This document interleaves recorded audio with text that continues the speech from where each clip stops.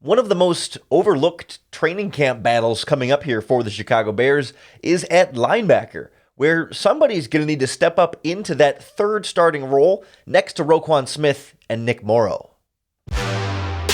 You are Locked On Bears, your daily Chicago Bears podcast. Part of the Locked On Podcast Network, your team every day.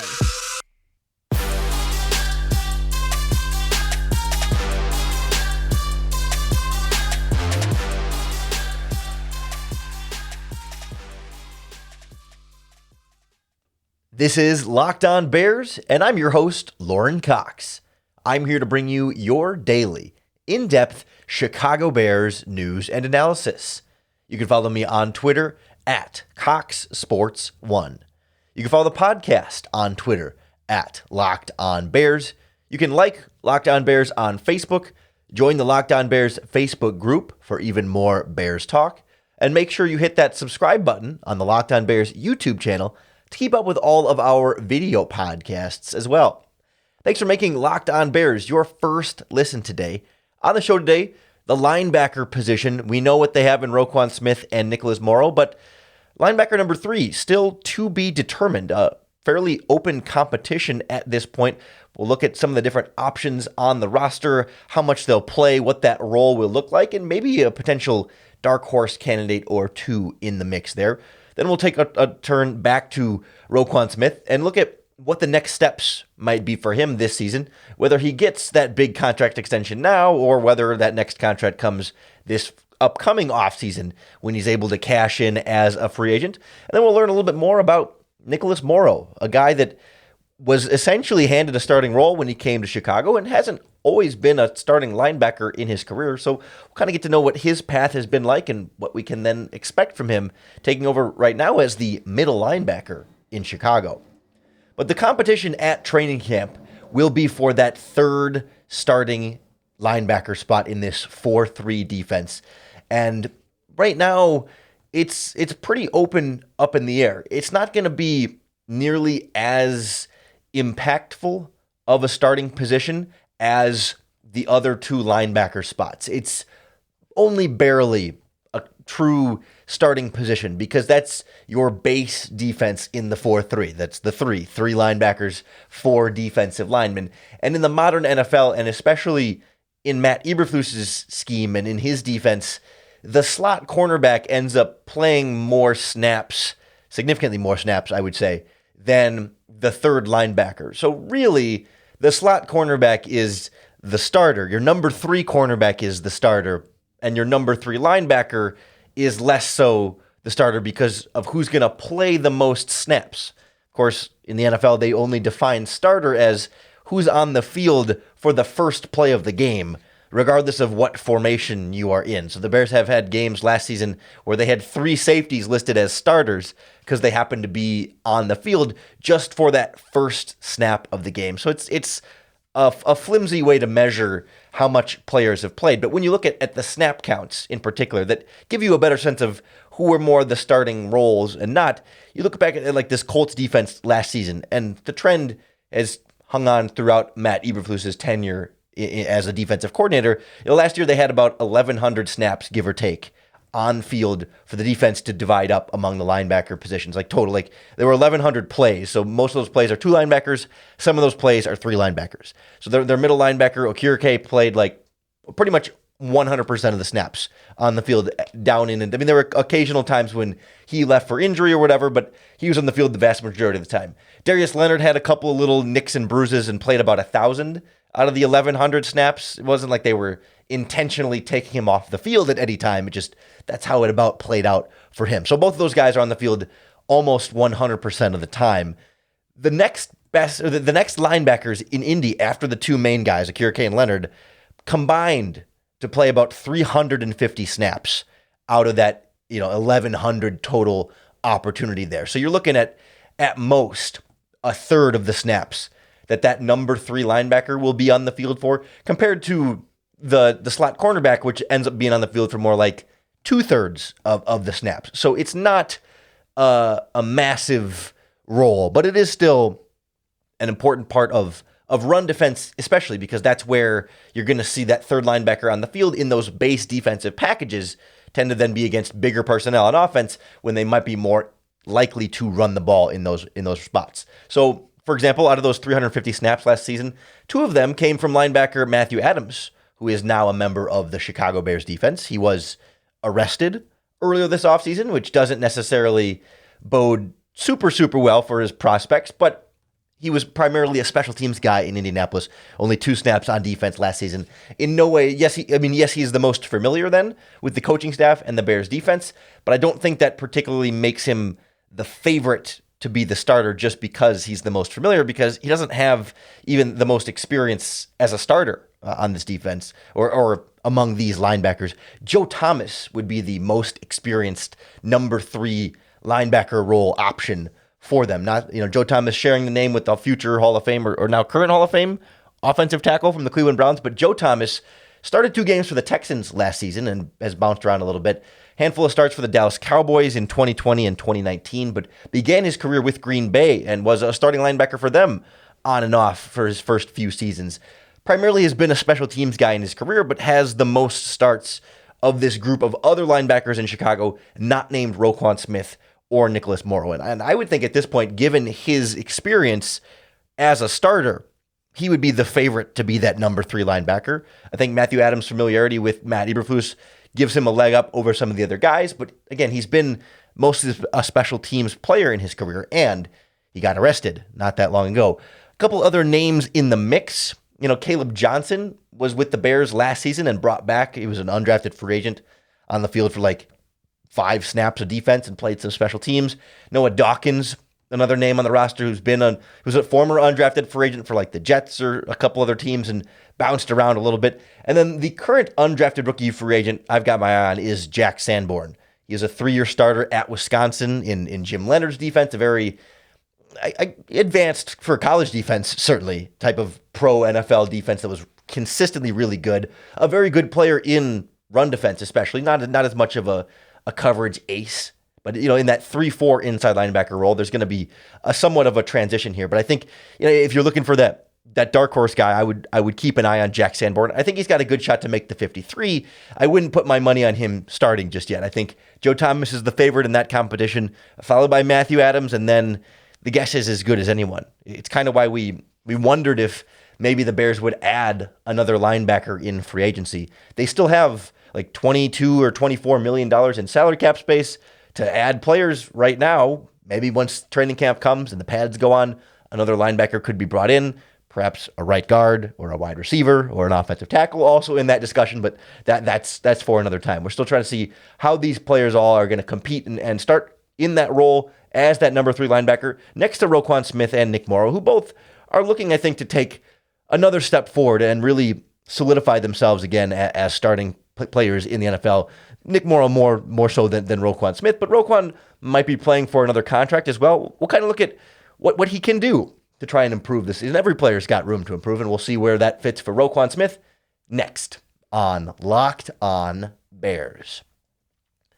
Our friends at BetOnline.net are going to be the number 1 source for all of your sports betting needs. And just because we're in July doesn't mean you can't get in on some of the betting fun for this upcoming season. They just put out odds for exact Super Bowl matchups. You can even bet on Bears Super Bowl matchups if you really have some faith in things coming together this season. They've got individual player props as well, win totals, over-unders, Week 1 odds against the 49ers for the Bears. I think they're 6-point underdogs as of right now, plus basketball futures, MLB season in the thick of it now, soccer, tennis, boxing, UFC, you name it. BetOnline is the source for all of your sports scores, podcasts, and news, no matter what the season. It's the fastest and easiest way to check in on all of your different events. So head on over to their website today or use your mobile device to learn more about the trends and action you need to know.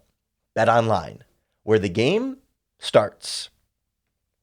Every discussion about the Chicago Bears linebacker position this season pretty much is going to start with Roquan Smith. And there's no doubt that Roquan Smith is a quality NFL linebacker, but every player, like we say, has room for improvement. And I think, we got caught up last season with Roquan Smith's high tackle numbers as being, the evidence of him having such a great season in the sense that, like, he went up to 163 tackles last season and was really, quite often all over the field and making a bunch of impact plays and wrapping up and getting guys down to prevent more yards. I mean, yes, those were all valuable moments from Roquan Smith, but it's not to say he was like at his absolute best. There's a number of different metrics that point to things being more difficult for Roquan last season. A lot of that, I think, can be a function of not having anything consistent next to him at linebacker. Danny Trevathan hurt for most of the season. Alec Ogletree, not particularly great or reliable. And of course, the defense as a whole had some real struggles up front, and it didn't make Roquan Smith's job that much easier. So when you start to look at, ways you look for him to improve this season, last year was a career high in missed tackles. Could be more consistent wrapping up. He missed 12 of them across the 17 games there, and that's the most he's had in any season up to this point in his career. Also a career high in penalties. It was only 4, which is not a lot by any means, but it was also more than double. He's never had more than 2 in a season. So it points to just a little bit of, call it sloppiness from Roquan Smith this past season, but his completion percentage allowed a higher yards per reception, yards after the catch was higher, quarterback rating and coverage was higher as well compared to 2020. So it was just to say that not that Roquan Smith was some terrible, unplayable linebacker by any means, but there's more to it than just the tackle numbers, and there's then room for improvement. I don't think the Bears are looking at these Roquan Smith contract negotiations and pulling up the chart and saying, your completion percentage was a little higher last season. We're not sure if we want to pay you. No, I don't think it's that granular of a level. Like, you can look at some stats from last season and see where he wasn't as good as he had been in previous seasons, and not have that also then be a reflection on his value or where he is in his career, right? Still a young, ascending, quality linebacker in the NFL, just not last season specifically, not playing to that all-pro, Pro Bowl level quite, but has shown to be perfectly capable of that earlier in his career, and gives us no reason to expect anything other than high-level linebacker play from here moving forward. So it's not necessarily a reflection on where his contract situation might be playing out. I think there's more complicated factors in there than just specifically how he played in 2021, but how he plays in 2022 could keep driving that number up if he doesn't get that long-term deal prior to this regular season or during this regular season. Plus, he's never been the best run defense linebacker in the NFL. That's not what you're paying linebackers for nowadays. He's not the physical take on a block and put that offensive lineman in the ground and then make the play on the running back. He's the athletic run around blockers and get to the ball carrier type of player. And sometimes, he's trying to get to the ball carrier so much that he'll shoot the gap and try and get there, and maybe sometimes he would have been better off staying home and just holding where he was to redirect the running back or the ball carrier to someone else for them to make the play, rather than trying to be the guy to use that elite athletic ability to go make the play. And that's something, as he's gone through his career, I feel like he's gotten better at knowing when he should be the dynamic defensive hero to go get the ball carrier, and when he just needs to fill his hole and let other people step up and make those plays. So there's an on-the-field aspect of this for Roquan Smith, but I also think there's a fairly significant off-the-field aspect of growth, or not so much off the field, but sideline, locker room leadership type growth for Roquan Smith, stepping into more of this leadership role. No more Danny Trevathan, no more Akeem Hicks, no more Khalil Mack. Like, as far as like the experienced guys who've been here in Chicago, it's Roquan Smith and Eddie Jackson. I mean, because Robert Quinn is AWOL at this point and not necessarily showing the best leadership, but also has, understandably, his own interests financially and all that. That I'm not to be bashing Roquan Smith or bashing Robert Quinn, but just that at this stage in time, we don't know what his role is going to be, and it's really Roquan Smith and Eddie Jackson are kind of the leader guys on this defense right now. I bet Al-Qadim Muhammad, given his Colts ties on that defensive line, can step into a bigger role there as he gets later in his career. But some of these other guys here are brand new and even on really short deals and might not be around. And it's hard to kind of have that leadership role exactly there. But it's Roquan Smith that's got to be that sort of coach on the field, set that tone for the hits principle, the hustle, the intensity, the turnovers. I can never remember what the S is, but really be that extension of Matt Eberflus and of Alan Williams and helping players really instill that culture around them. Because he's not in the position right now to be the true like Brian Urlacher middle linebacker type role. He's right now set to be more the Darius Leonard weak side linebacker role, but the Bears have said they want Nick Morrow and Roquan Smith to be a little bit interchangeable, so that certainly if one of them got hurt or whatever, that the other one could fill in the other role as necessary, depending on where they have depth to fill in at those linebacker spots. And that's the subtle thing that I think it's missed about the third linebacker starter, is that, yes, it's a position that doesn't play very much, but the Bears don't have a lot of depth at linebacker. When we went through that list of names, Joe Thomas, Matthew Adams, Caleb Johnson, Noah Dawkins, Jack Sanborn, there's a couple of other undrafted free agents, but like, heaven forbid there were an injury to Roquan Smith or Nick Morrow, that's your list of guys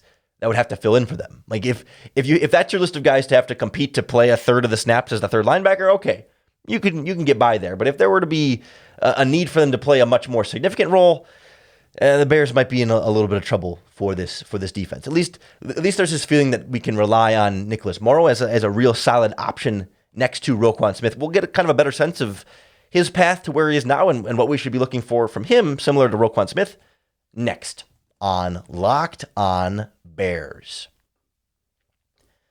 This episode of Locked On Bears is brought to you by our friends at rockauto.com.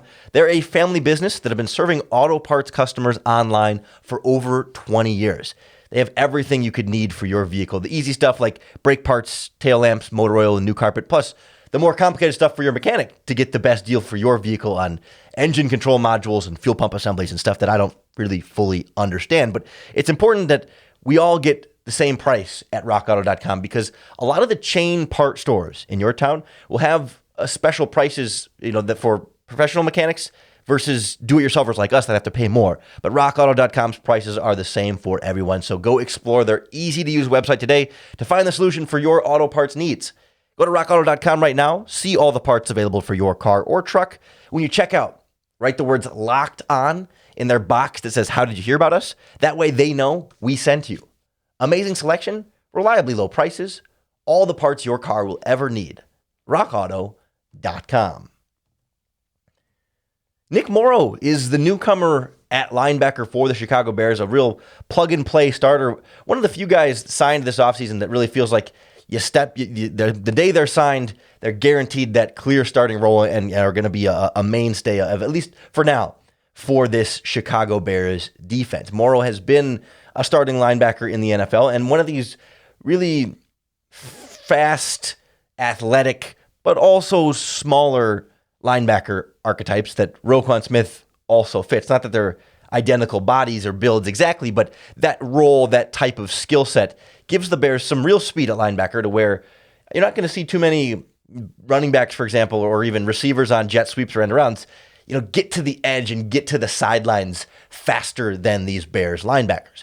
The trade-off there is perhaps a lack of physicality and more physical downhill running and certainly physical offensive linemen getting the second level and engaging them in blocks can be a challenge for both of these linebackers. But I think the Bears are betting on the speed being more valuable and relying on a 4-man defensive line instead of a 3-man defensive line being able to occupy more blocks, be the more physical group up front, and then let that speed be the true advantage point for both of these linebackers. Morrow, for now, is set to be that middle linebacker role in this Bears defense compared to Roquan in the Darius Leonard weak side linebacker role. And the distinction is both not that important and then also kind of important, and it depends on how much stock you want to put into certain things. Certainly like in run defense, they're both going to have gap responsibilities, and if the play goes one way versus the other way, it's going to be more or less interchangeable. I mean, there's specifics to it, but it's not like one is drastically that much more important or impactful in those plays. Everybody has to get in their gaps in run defense and fill the way that they're supposed to fill based on what the position is asking them to do. But where the one area where it's different is only in some coverages. And part of this is it's hard to define evenly because you can also sort of disguise coverages in ways and not have linebackers always take the same zones based on their position. So like you think of Brian Urlacher and his importance in this Bears defense under Lovie Smith.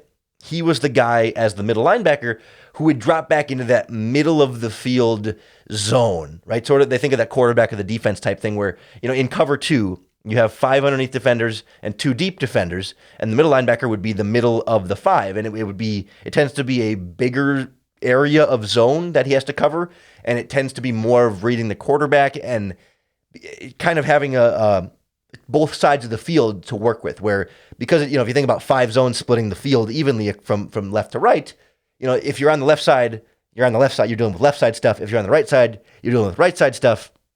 Middle linebacker in the very middle has to be aware of things coming from both sides of the field at any given time. And so like in that cover 2 hole zone, or it's a similar zone in cover 4 as well. It's a little bit different dynamics there, but like in cover 4, the weak side linebacker usually is covering the flat. It's a much easier assignment for a linebacker in coverage compared to that middle of the field hole zone. Like I said, you can also sort of disguise those coverages to where maybe your weak side linebacker moves to the middle of the field, and your middle linebacker shifts to the flat or to a hook curl zone that's not in the middle of the field, to make it less predictable for the opposing quarterback to instantly assume middle linebacker means middle of the field on those coverages. So it's not like uniquely always going to be middle linebacker Nick Morrow in that deep middle of the field, or I guess sort of intermediate middle of the field zone, and Roquan Smith always in the hook curl and flats towards the sideline. No, but